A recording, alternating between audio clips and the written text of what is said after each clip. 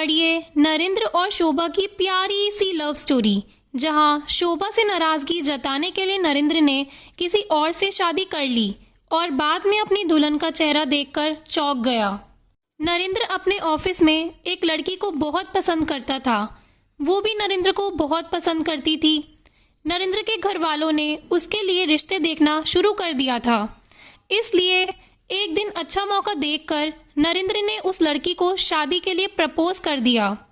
शादी का नाम सुनकर लड़की ने सीधा इनकार कर दिया।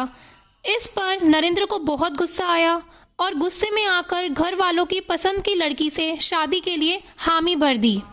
घर वालों ने नरेंद्र से कहा भी वो एक बार चलकर लड़की को देख ले, पर नरेंद्र ने कहा आपकी पसंद ही मेरी पसंद है, आप लोग बस जल्द से जल्द शादी कर दीजिए। घर वालों ने नरेंद्र की बात मान ली और उसकी शादी करा दी। पूरी शादी में दुल्हन का मुंह घूंघट से ढका हुआ था, इसीलिए नरेंद्र दुल्हन का चेहरा नहीं देख पाया। नरेंद्र की पत्नी शोभा विदाई के बाद उसके कमरे में घूंघट डालकर रात भर नरेंद्र के आने का इंतजार करती रही, पर नरेंद्र उस रात कमरे में नहीं आया। नरेंद्र ने शोभा से शादी बस ऑफिस वाली लड़की को जलन महसूस कराने के इरादे से की थी, बाकी उसे शोभा से कोई फर्क नहीं पड़ता था। वो सारी रात अपने दोस्तों के साथ घूमता रहा और सुबह होते ही लौट आया। शोभा उसके इंतजार में बैठे हुए ही सो गई थी। कमरे में नरेंद्र के कदमों की आहट से उसकी नींद टूटी।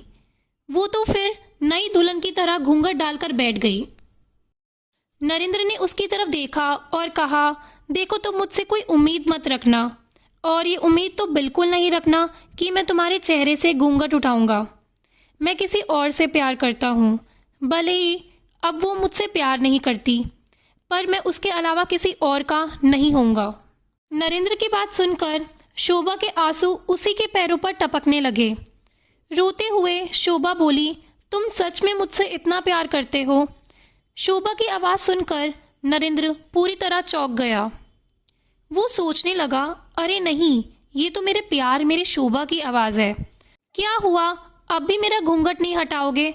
शोभा ने कहा तो नरेंद्र ने बिना देर किए घूंघट हटा दिया। तुम मेरी दुल्हन के रूप में कितनी सुंदर लग रही हो, मेरी शोभा, मेरी पत्नी शोभा। नरेंद्र खुशी से बावला हुआ जा रहा था कि ये वही लड़की है जिसको मैं हमेशा से अपनी पत्नी बनाना चाहता था। फिर नरेंद्र ने पूछा कि ये सब कैसे हुआ, तो शोभा ने बताया कि एक दिन नरेंद्र की माँ ने उनकी बातें सुन ली थी और वो समझ गई थी कि नरेंद्र उसे पसंद करता है। फिर उन्होंने नरेंद्र के फ़ोन से नंबर लेकर शोभा को फ़ोन किया और सारी बातें की। शोभा की तरफ से हाँ सुनकर उन्होंने उसके घर वालों से शादी के लिए बात कर ली। शोभा उसे सरप्राइज़ देना चाहती थी, इसलिए शादी के लिए मना किया, लेकिन नरेंद्र इतना अकड़ू था कि शादी से पहले एक बार भी मिलने को राजी नहीं हुआ और सरप्राइज इतना लंबा खिंच गया। नरेंद्र को अपनी बेवकूफ़ी पर बहुत हंसी आई और दोनों ने अपने नए रिश्ते की शुरुआत की।